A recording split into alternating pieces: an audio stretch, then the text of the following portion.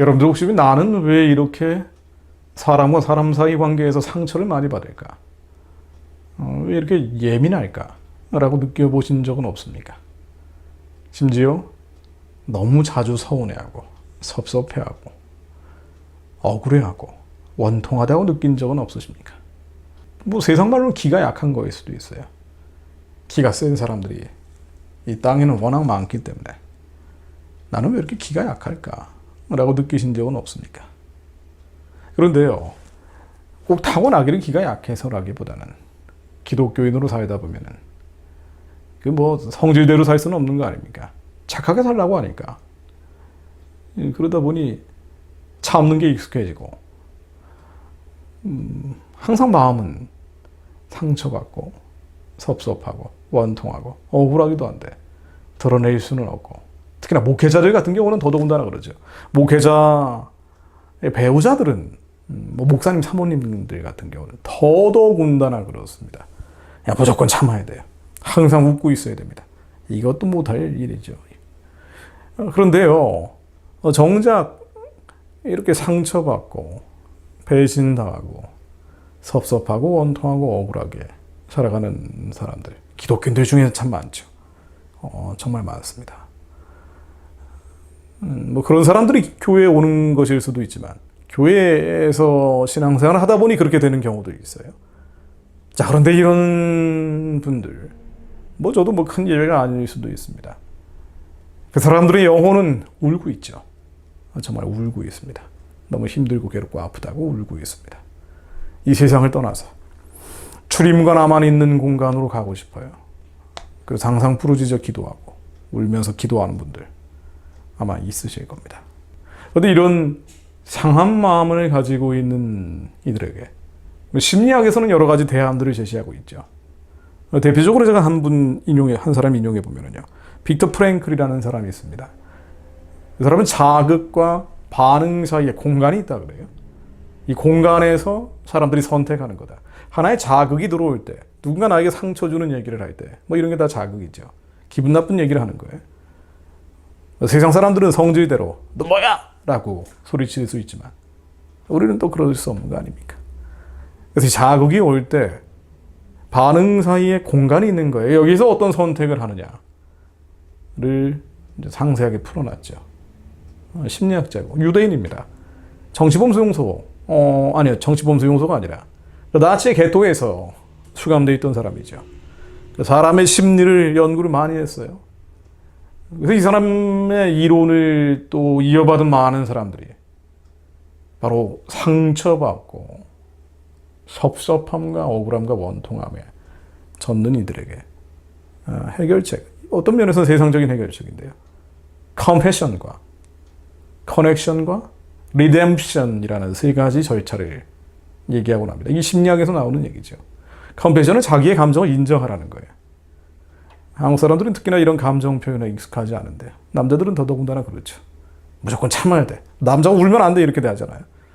뭐 남자는 남자, 여자는 여자대로 가르쳐야 되지만 울고 싶은데 울어야 되는데 뭐 그게 하나의 가부장적인 율법이 돼서 견고한 인습이 돼버리는 경향이 있단 말이죠. 그런 경향은 있습니다. 그러다 보니 감정 표현에 익숙하지 못하고, 우리의 부모들도 특히나 아버지들은 감정 표현 자체를 성내는 것 말고는 특별히 한 게 없고, 아버지가 우는 것을 본 적이 없죠. 대부분 그렇게 컸습니다. 그러다 보니 저희들도 우리 안에 일어나는 감정들, 이 컴패션을 그렇게 표현한 거예요. 우리 안에 인정하라는 거죠. 이런 감정들이 있다는 걸 인정하라는 거예요. 수많은 감정들. 단순히 기분이 나쁘다라는 거 말고 이게 억울함인지 섭섭함인지 원통함인지 아쉬움인지 인정하는, 자각하는, 나의 마음을 스스로 읽어주는 과정이 필요하다고 하죠. 내 마음이 어떤지, 내 지금 마음 상태가 어떤가. 여러분, 제가 여러 번 말씀드렸습니다만 마음이라는 것은 속사람과 겉사람 사이에 있는 거울 같은 겁니다.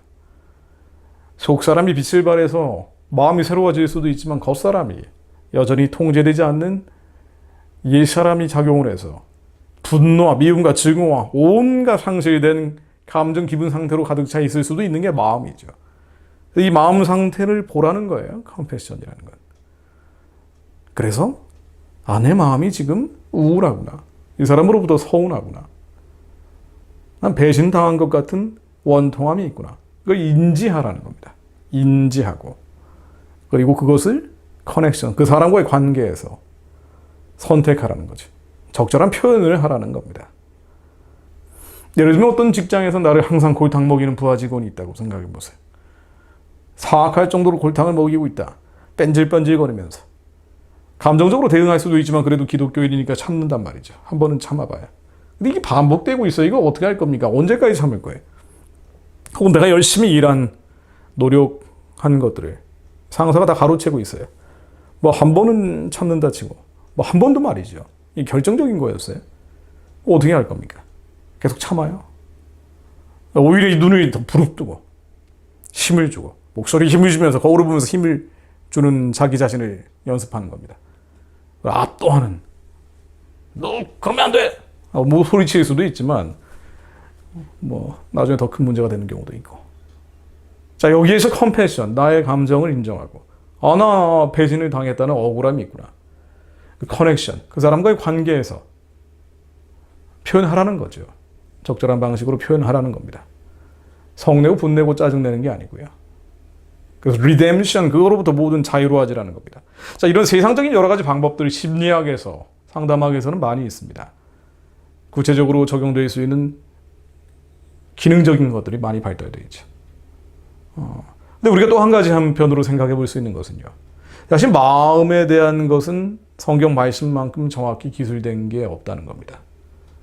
우리가 이런 기술적인 방법, 기능적인 방법들을 동원하지만 가장 근본적으로는 하나님의 말씀에 의지해서 기도하는 근본적인 치료도 함께 병행이 돼야 된다는 거죠. 당연히 대증 치료도 필요하겠지만 그 원인 치료도 같이 진행돼야 된다는 겁니다. 무엇인 거 아니에요. 이 컴패션이라는 거 사실은요. 성경에 나오는 표현들이죠. 요한일서 1장 9절에 나오는 나의 죄를 자백한다고 할 때 confess our sin이라고 나옵니다. 그렇죠. 우리는 상실된 마음, 상한 마음, 마음이 아픈 사람들이라는 걸 인정하라는 거예요. 우리의 감정을 읽으라는 거는요. 신앙생활 열심히 하고 나는 목회자고 주의 종이기 때문에 의인이야. 심지어 나라와 민족을 위해서도 금식 기도를 하고 있는 선한 자야라고 목을 고추 세우라는 게 아니고요. 마치 제가 말씀드린 confession, connection, redemption의 이론처럼 성경에서는 당신은 그렇지 않습니다라는 걸 인정하라는 거예요. 죄인이라는 걸 인정하라는 겁니다. 우리는 죄인이에요. 우리 마음 상태에는요, 온갖 더럽고 추하고 악하고 불결한 감정, 기분들이 있다는 걸 인정하라는 거예요. 우리 머릿속에서 일어나는 건 좋은 게 하나도 없어요. 심령의 감동이, 하나님의 울림과 떨림과 진동이 선하고 그러고 기쁘신 뜻인 거죠. 머릿속에서는 여전히 가스 같은 것들이 가득 차서 더럽고 추하고 악한 생각, 감정, 기분들을 만들어낸단 말이에요. 이 인정하라는 거예요. 성경에서도 인정하라고 나온다고요. 만약 우리가 죄가 없다고 말하면 스스로 속이고 지가 우리 속에 있지 아니할 것이요. 우리는 죄가 있어요. 죄가 있단 말이에요. 근데 없는 척 하지 말라고요. 억지로 참지 말라는 얘기입니다. 나는 죄가 없어. 나는 선한 사람이야. 의로운 사람이야. 나라고 민족을 위해 기도도 하는 사람이야. 심지어 가서 피켓팅도 자주 하는 사람이야 하면서 죄가 없는 척 하지 말라는 거예요. 조금만 누가 뭐라 그러면 속으로 엄청 기분 나빠하면서 항상 삐져가지고 이렇게 있으면서 이게 죄예요. 우리의 죄입니다. 머릿속에서는 온갖 상실감과 패배감과 절망감과 낙심, 낙담이 있다는 걸 인정하라는 거예요. 만약 우리가 죄가 없다고 말하면 스스로 속이는 거라는 거예요. 지가 우리 속에 있지 않다는 거예요. 그렇죠. 컴패션 하라는 거예요. 아, 내 안에 이런 감정들이. 이게 죄가 또는 알치고 있구나. 그 인정하라는 겁니다. 그러네. 아, 요놈 시기 질투. 너무 배기 싫어 죽겠어, 이놈. 내가 하는 일은 하는 꼬락서니 보니까. 그러니까 이게 이는 거예요. 머릿속에서 이고 있다는 거, 이게 내 죄가 또 있구나. 인정하라는 겁니다. 아닌 척하고 덮고 내 감정 기분 다 덮어서 아닌 척 시멘트로 발라버리고 나는 선한 사람이야, 의로운 사람이야 할 필요 없다는 겁니다. 그래서 아닌 척 덮어서 결국 안에서는 골마 터져서 육신의 병까지 생기는 일, 하나님의 뜻이 아니라는 겁니다. 우리는 죄인입니다. 우리는 마음이 아픈 사람들이에요. 우리는 상한 마음을 가지고 있는 사람들입니다. 그래서 마음이 새로워져야 되는 사람들이에요. 여전히 허물과 죄가 있어요. 머릿속은요, 하는, 여기서 일어나는 파장들이라는 것은 항상 좋은 것들이 없어요. 말에 우리가 죄가 없다고 말하면 스스로 속이는 겁니다. 지혜가 우리 속에 있지 않습니다. 그런데요.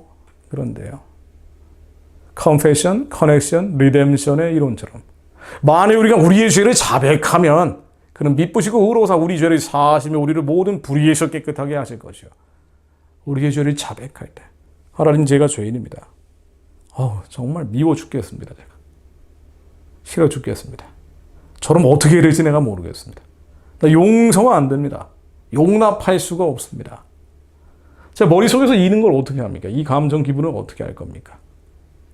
하나님, 그러나 이것이 죄인 것을 또 알고 있습니다. 제가 자백합니다. 정말 저는 혼내주고 싶습니다. 부르르 끓어서 잠을 잘 수가 없습니다. 그러나 우리가 우리의 죄를 자백하면 이것을 인정할 때 주님은 우리의 죄를 불의에서 깨끗게 하신다고 약속하셨습니다. 만일 우리가 범죄하지 아니하였다 하면 하나님의 거짓말하는 이로 만드는 것이니 또한 그의 말씀이 우리 속에 있지 아니하리라. 회개할 때 이게 죄인 걸 인정하라는 거예요. 마음이 상해 있다는 것을 인정하라는, 병들어 있는 자들이 영적인 문둥병자들이에요. 인정하라는 겁니다. 마음에 큰 나병이 걸려 있는 거예요. 하나님, 우리가 나병 환자들입니다. 인정할 때 주님께서 우리를 치료하시고 고치신다는 겁니다. 그게 될 때, 그게 먼저 돼야 심리학적인 치료나 상담학적인 치료도 작동을 합니다. 이게 의미가 없다는 게 아닙니다. 아주 중요한 겁니다. 그러나 우리가 말씀에 의지해서 하나님 앞에 자백하는 것은 가장 먼저 선행돼야 될 것입니다.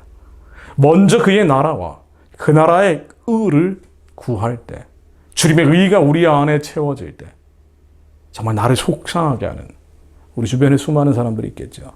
직장에 얼마나 많이 있습니까? 일터에 얼마나 많이 있어요. 아니요, 가정에는 또 얼마나 많은 그런 일들이 유사하게 벌어집니까? 그러나 우리가 우리의 죄를 자백할 때 미쁘시고 의로우신 주님께서는 우리의 죄를 사해 주십니다. 인정하는 자들에게 사해 주십니다. 그리고 주님이 우리의 심령 가운데 천국이 임하게 하십니다. 회개하라, 천국이 가까이 왔느니라 하였으니, 이때부터 예수께서 비로소 선포하여 이르시되 회개하라, 천국이 가까이 왔느니라 하시더라. 천국이 가까이 왔느니라. 하나님의 나라는 볼 수 있게 임하는 것이 아니요 여기 있다 저기 있다고도 못하리니 하나님의 나라는 너희 안에 있느니라. 우리 안에 하나님의 나라가 이루어집니다. 그러나 이 모든 자백을 위해서는 죄가 뭔지 알아야 되겠지. 하나님의 말씀이 믿어져야겠죠. 그러므로 우리는 말씀으로 기도합니다.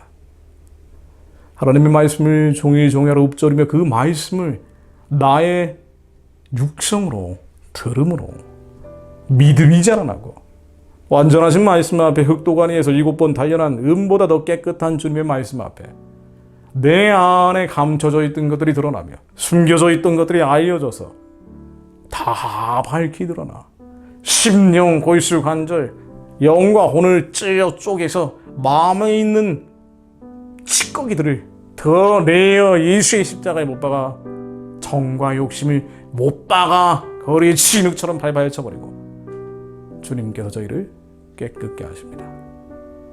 주야로 주님의 말씀을 묵상하며 예수 그리스도 이름으로 우리의 상한 마음들을 주님 앞에 내려놓을 때 주님께서 우리의 죄를 사해 주심을 감사드립니다. 저희가 살아날 때 모든 것이 달라질 것을 알고 있습니다. 저희 영이 그리스도의 장성한 분량으로 성장할 때 하나님께서 저희들을 살리시듯 수많은 영혼들을 살려내는 주님의 파수꾼의 사명을 감당케 하실 것을 믿습니다. 예수 그리스도 이름으로